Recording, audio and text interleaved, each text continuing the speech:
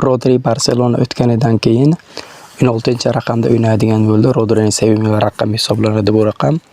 City'da ham, Ispaniya milliy jamoasida ham 16-raqamda o'ynagan. 16-raqam Barselonaga Fermin Lopesga tegishli edi. Fermin Lopes esa Ferran Torres jamoani tark etgandan keyin 7-raqamga ega bo'ladi. Rodri uchun 16-raqam qanchalik muhimligini hammamiz bilamiz. Chunki faqat faoliyati ko'proq qismini 16-raqamda harakat qilgan. Atletico Madrid safida esa 14-raqamga o'ynagan.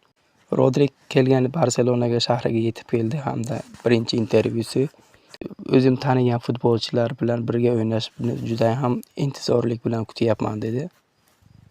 Barsaga kelganidan o'zi ham xursand.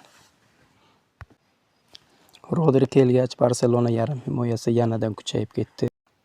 Rodri Barsaga o'tgach yarim himoya kuchayib ketdi. Tarkibda Fermin Lopes, Dani Olmo, Frenkie de Jong, Marc Bernal, Pedri hamda Gavilar bor. Sergio Busquets Barsadan ketganidan keyin Rodriga qiziqa boshlaydi.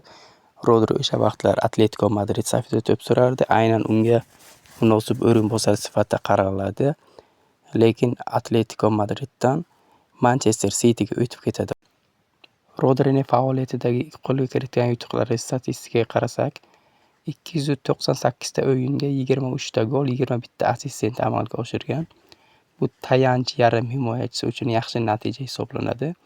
Rodri ko'proq o'yinni nazorat qiladigan futbolchilar sifatida taniladi. Kerakli vaqtda gol ham uradi, pas ham beradi. Lekin asosiy ishlari, qora ishlarni bajaradigan futbolchi hisoblanadi. Video yoqqan bo'lsa, albatta like bosishni unutmang. Yaqinlaringizga ulashing. Fikrlaringizni kommentariyaga yozib qoldirishingiz mumkin. Sahifamizga obuna bo'ling.